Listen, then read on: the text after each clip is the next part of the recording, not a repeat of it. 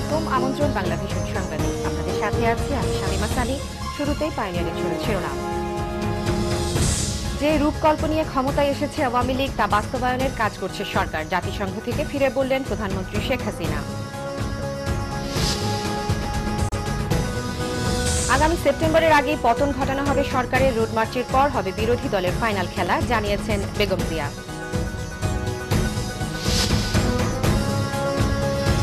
সুযোগ ও শিক্ষাবঞ্চিত পটুয়াখালীর অর্ধশতচরের কয়েক হাজার ভূমিহীন পরিবার, জীবন মান উন্নয়নে সরকারি উদ্যোগের দাবি।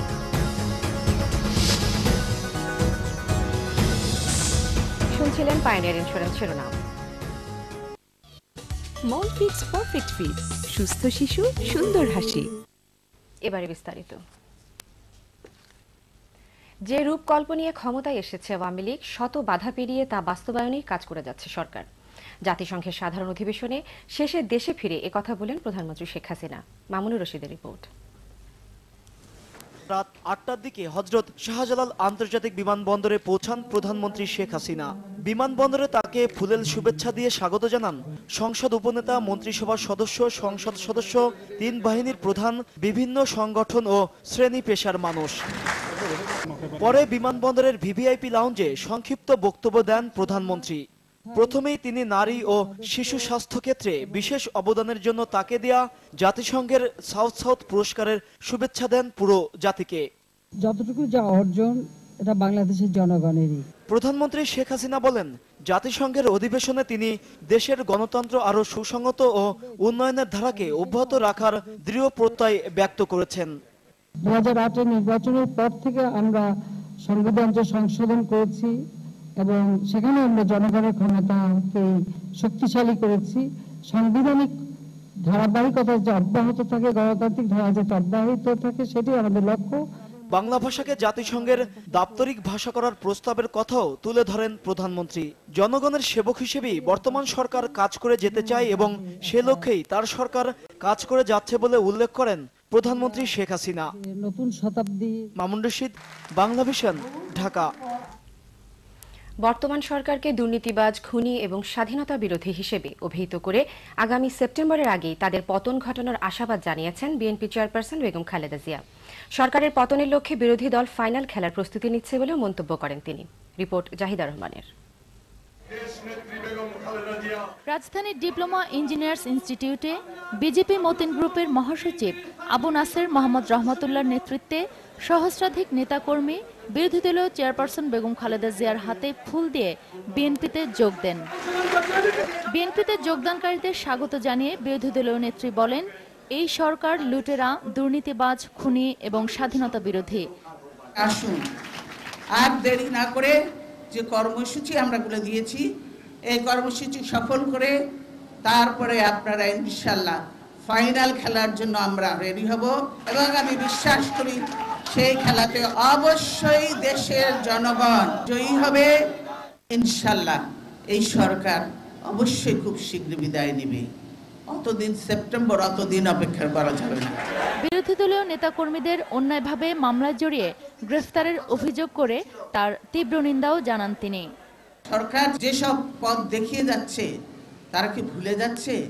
এই দিন নয়, সামনে আরো দিন আছে, তাদেরকেও এই অবস্থার সম্মুখীন হতে হবে। বেগম জিয়া আবারও বলেন, জনগণ তত্ত্বাবধায়ক সরকার ছাড়া দেশের নির্বাচন হতে দেবে না। জাহিদা রহমান, বাংলা ভিশন, ঢাকা। শান্তি শৃঙ্খলা ভঙ্গের অভিযোগে দায়ের করা মামলায় জামায়াতের secretary general ATM Azharul Islam এবং ভারপ্রাপ্ত আমির মকবুল আহমেদ সহ ১২০ জনের বিরুদ্ধে অভিযোগপত্র দাখিল করেছে পুলিশ। বৃহস্পতিবার বিকেলে রমনা ও পল্টন থানার 2 তদন্ত কর্মকর্তা ঢাকা মহানগর মুখ্য হাকিমের আদালতে আলাদা 2টি চার্জশিট দাখিল করেন।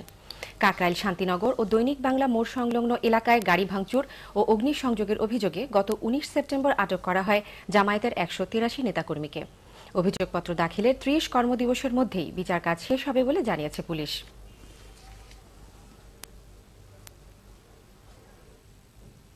জামায়াত শিবিরের নৈরাজ্য কঠোর হাতে দমন করার ঘোষণা দিয়েছেন স্বরাষ্ট্রমন্ত্রী অ্যাডভোকেট সাহারা খাতুন। বৃহস্পতিবার বিকেলে যুবলীগের প্রতিবাদ সমাবেশে তিনি এই ঘোষণা দেন।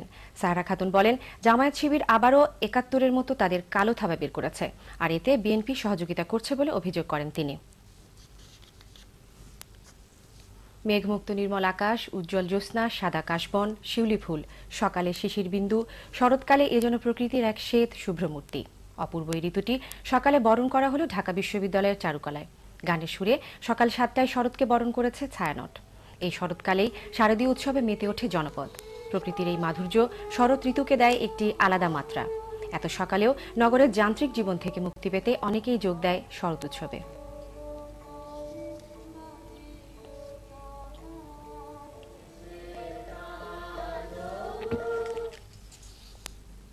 পটুয়াখালীর অর্ধশত চরের কয়েক হাজার ভূমিহীন পরিবার সুযোগ ও শিক্ষা বঞ্চিত। তাদের জীবনমান উন্নয়নে নেই কোনো সরকারি উদ্যোগ। পটুয়াখালী থেকে আবু তাহের বাপ্পার রিপোর্ট।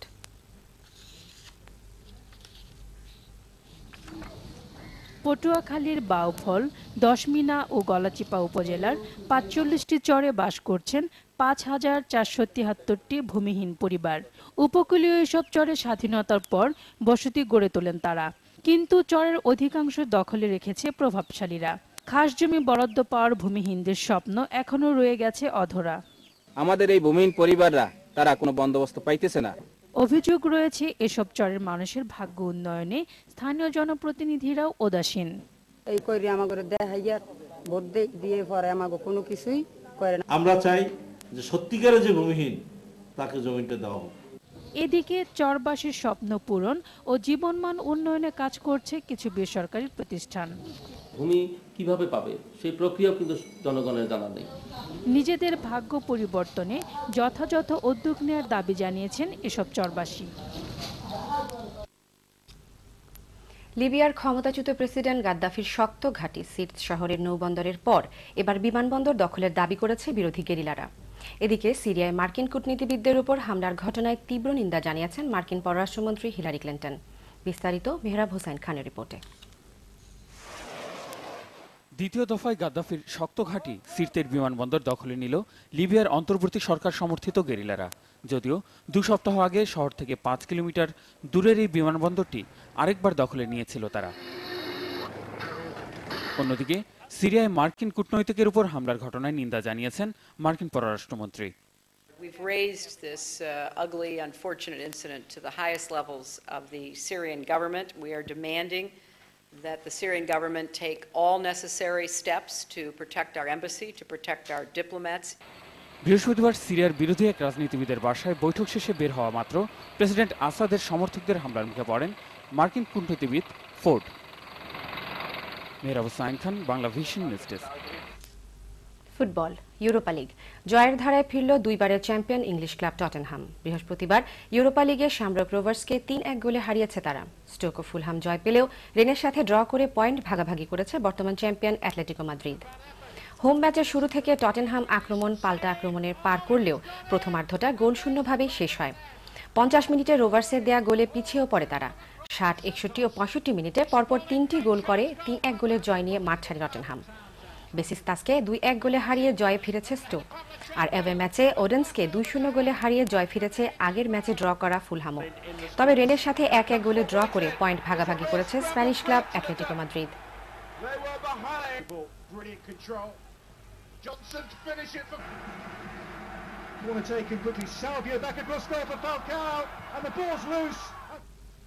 এই ছিল এখনকার মতো। পরের সংবাদ সকাল 11টায় দেখার আমন্ত্রণ রইল। এছাড়া দেশ বিদেশের সবশেষ সংবাদ সবার আগে জানতে আপনার গ্রামীণ ফোন ও এয়ারটেল থেকে ডায়াল করুন 1616 নম্বরে। এতক্ষণ সাথে থাকার জন্য ধন্যবাদ সবাইকে।